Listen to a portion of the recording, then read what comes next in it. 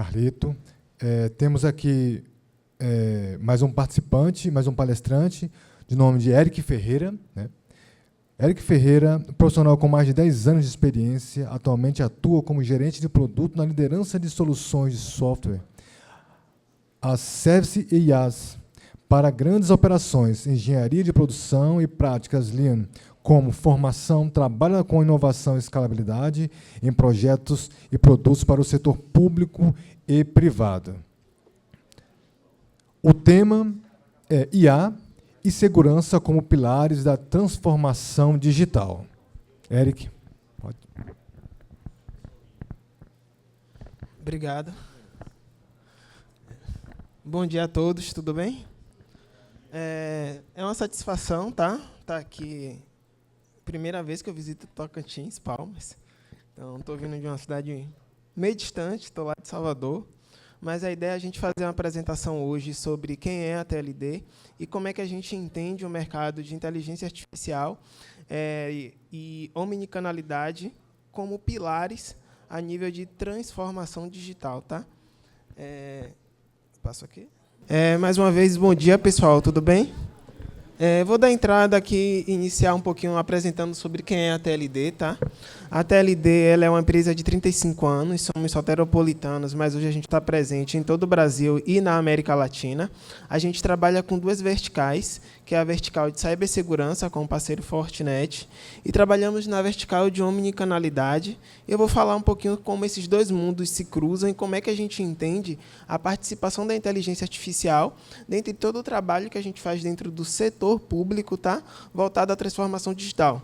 Então, hoje, praticamente 85% do market share da TLD é movido por empresas do setor público, desde a parte de prefeitura, estados, a entes que são federais.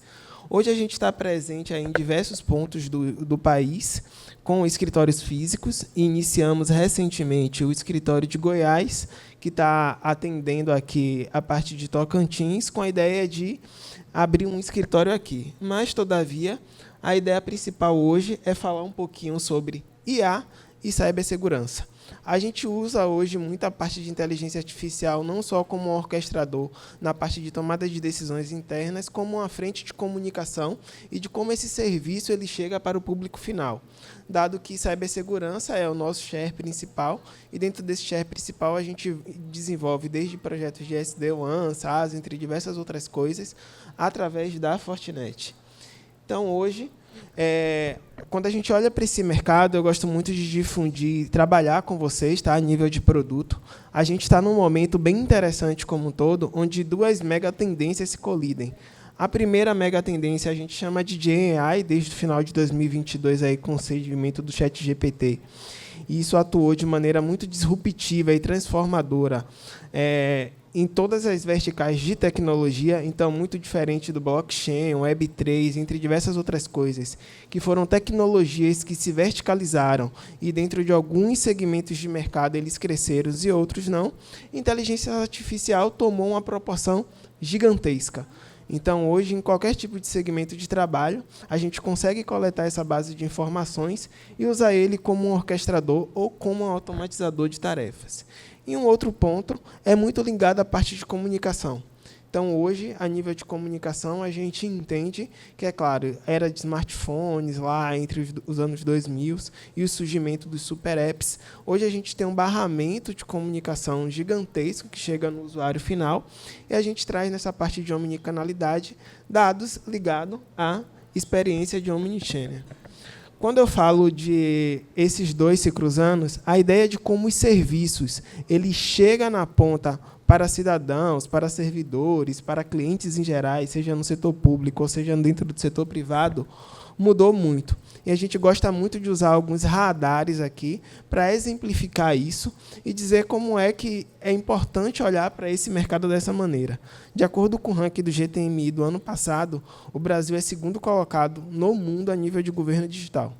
Então, a nível de digitalização, a gente é muito bem posicionado globalmente, muito por conta do surgimento do GovBR. Ainda assim, a gente tem uma parcela gigantesca de cidadãos que desconhecem os serviços públicos, como acessá-los ou até mesmo como utilizá-los.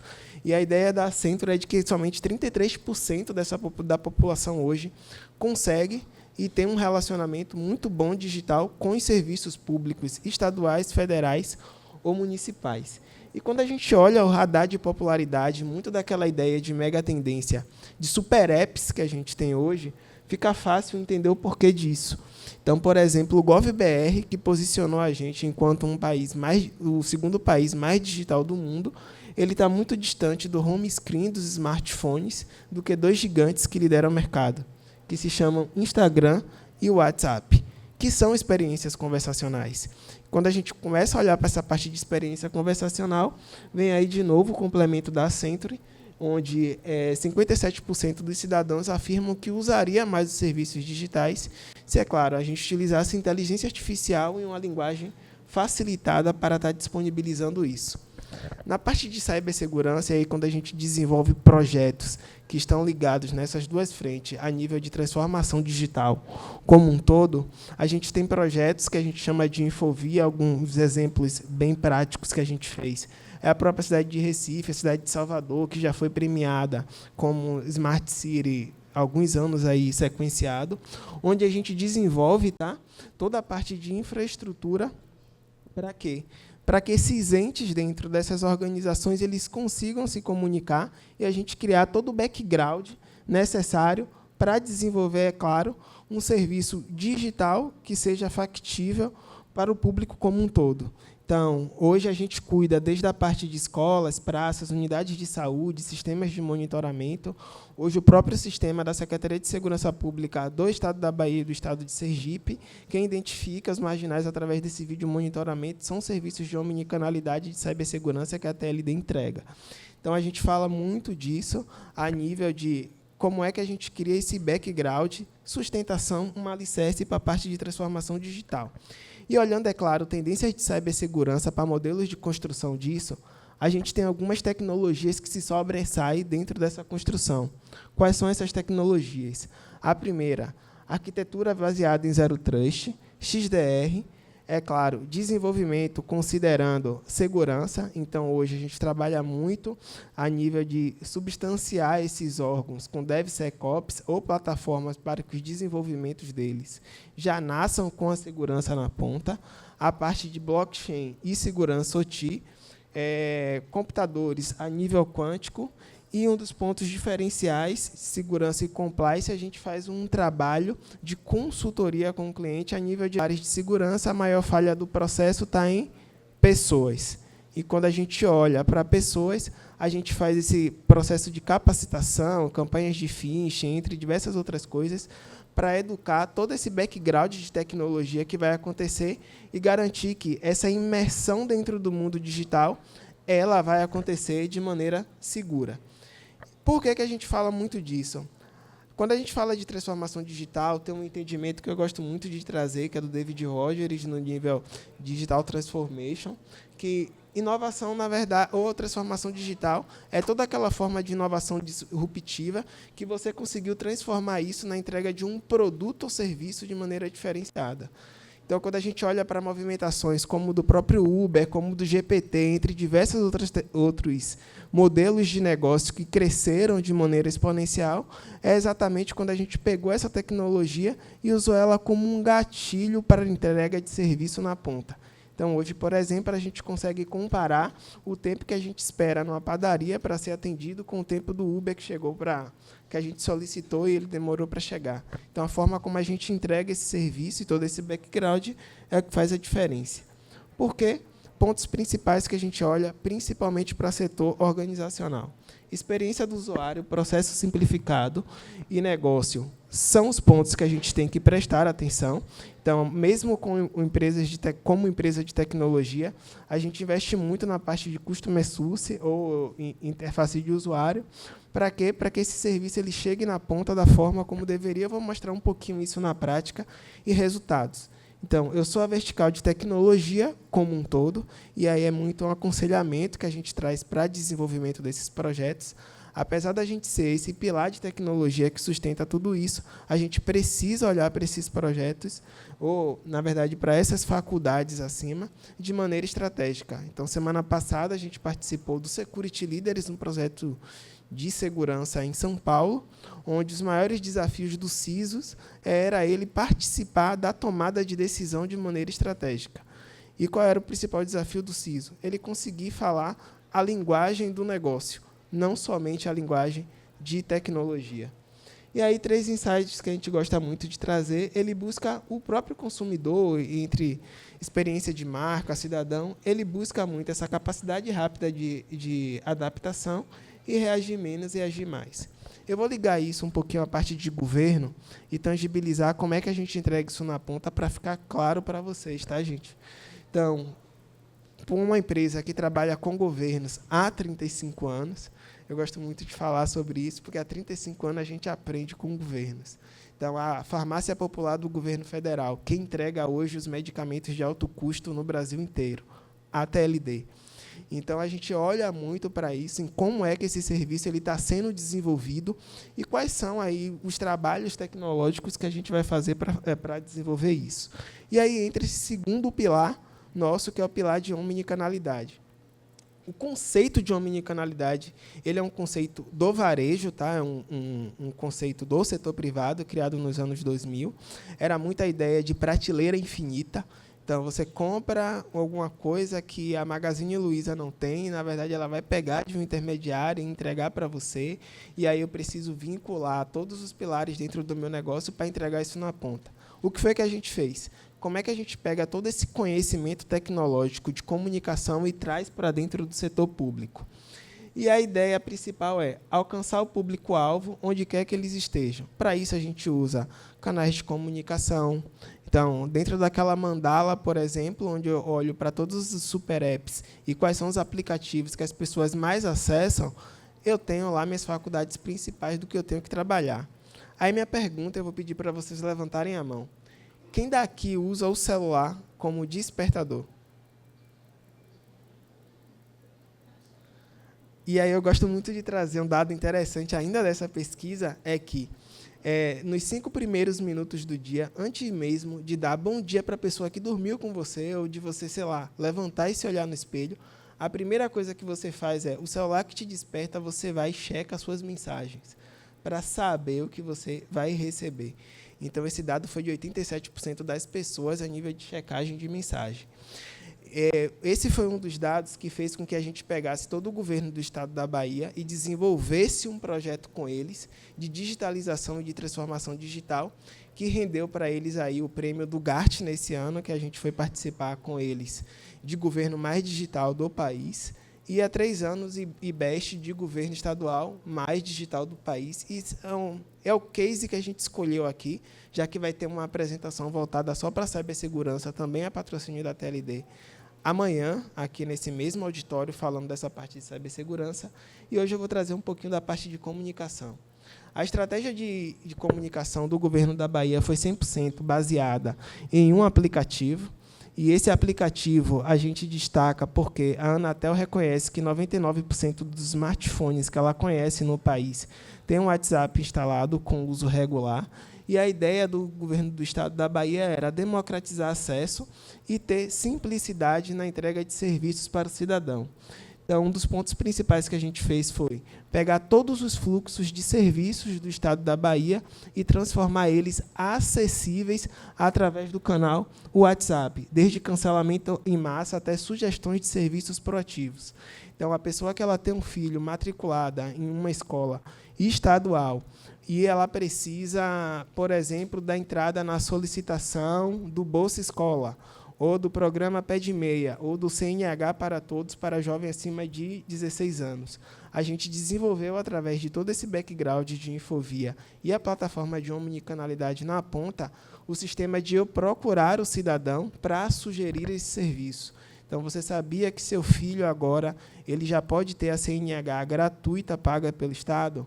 Você sabia, por exemplo, que o seu filho ele tem um programa Pé de Meia para ele utilizar um valor para melhorar a dinâmica dos estudos? Tudo isso foi um trabalho de crescimento, tá? Então, a gente gosta muito de dizer que nada nasce do zero. Em 2016, existia um serviço chamado Cidadão 360, que evoluiu para um serviço chamado Saque Digital, e o que tornou o serviço hoje gigantesco foi a transformação que a gente fez em 2023, ele passou a se chamar BA-Gov.br. Por quê? A gente pegou todos os serviços do Estado, que somam 947 serviços informacionais e 400 e poucos, acho que eu tenho um slide que mostra aqui, serviços 100% digitizados. Tá? A gente gosta muito do nome digitizado, não digitalizado. A brincadeira é de que um serviço digitalizado é um serviço que era uma merda presencial, virou uma merda digital. Então, a ideia é você digitizar o serviço, é você pegar isso e trazer para dentro de uma experiência digital que realmente faça sentido na ponta. E a gente começou a fazer isso. Um dos pontos principais que a gente utilizou para todo esse subsídio foi, ao desenvolvimento dessa plataforma, ela foi 100% feito em cima de uma plataforma de comunicação como serviço.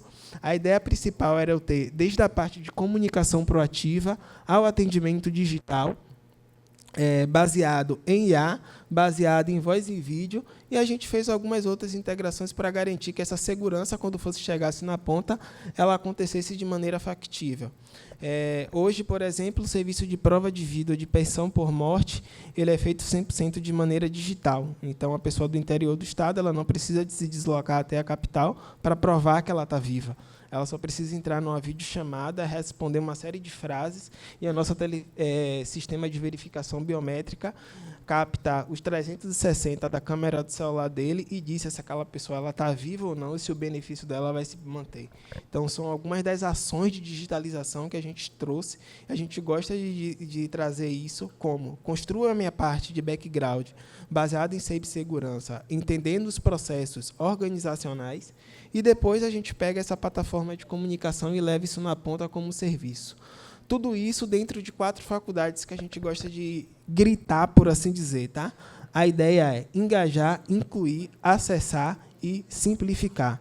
Então, quando a gente fala de desburocratizar os serviços estaduais, os serviços municipais, os serviços federais, em alguns momentos, esses trabalhos que são desenvolvidos acabam a nível em grupo de estudo. Em que parte de todo esse processo a responsabilidade é nossa? Como é que eu vou trazer isso de maneira facilitada? Hoje, a TLD ela entrega muitos produtos que ela desenvolve ou trabalha com parcerias como um serviço. Então, a gente sempre vai estar ali trabalhando a 4 mãos para dizer como isso pode ser melhor desempenhado. Opa! Aqui eu trouxe um vídeo, tá, sobre esse serviço. Eu vou dar um play aqui e a ideia é vocês verem um pouquinho como é que isso saiu nas mídias do Estado. Imagine todo o serviço que você precisa bem aqui, na tela do seu celular. Tudo junto e conectado.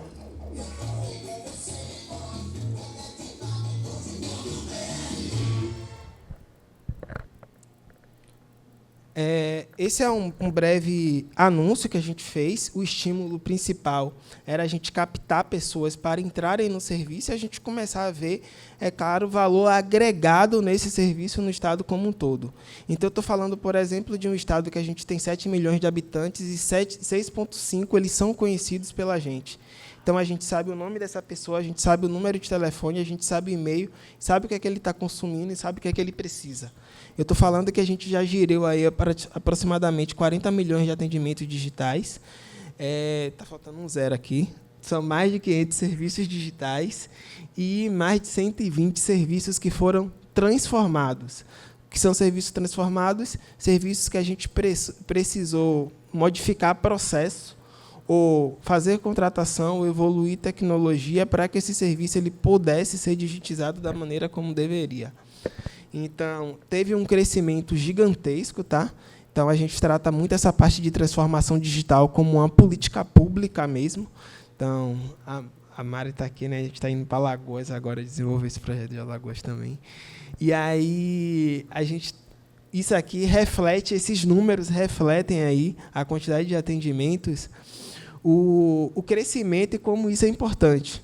Então, eu estou falando que ali em 2023, desde a minha entrada do BA-Gov.br, eu tive um crescimento milionário a nível de serviços que foram integralmente digitais, finalizados pelo cidadão.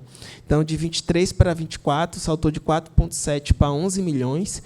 E agora, em 2025, a gente tinha até o último levantamento que foi feito em junho, 7,6. A ideia é a gente finalizar o ano com 15 milhões de serviços finalizados pelo cidadão, 100% de maneira digital.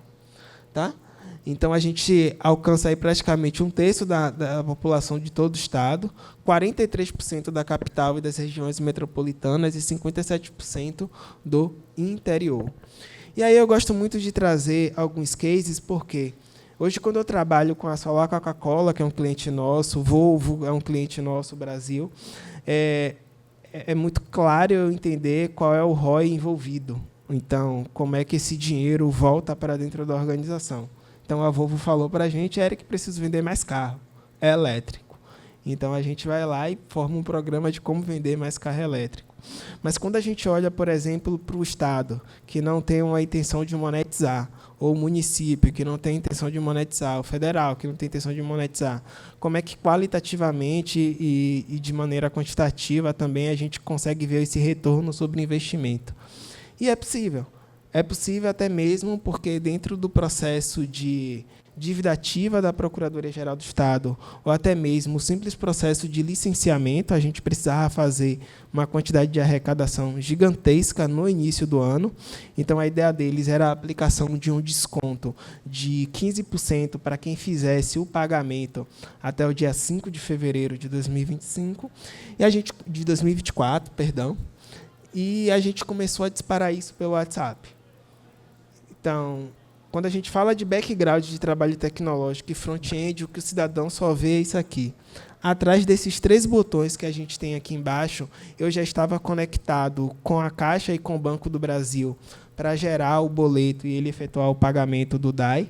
Eu já estava conectado com uma plataforma de mapeamento de usuário para identificar interesse, leitura, otimização de view, entre diversas outras coisas. E a ideia principal era entender qual é o comportamento das pessoas que têm veículo e como eu arrasto essa pessoa para efetuar o pagamento até a data que eu quero.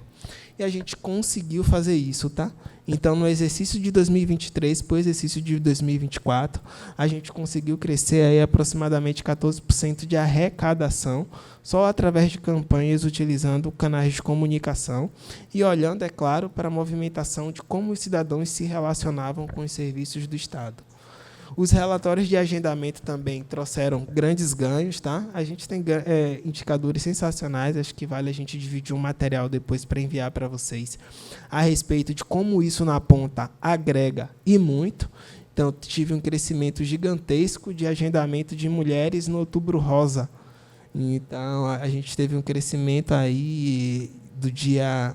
A gente precisava, na verdade, ter mais agendamentos para as consultas do Outubro Rosa.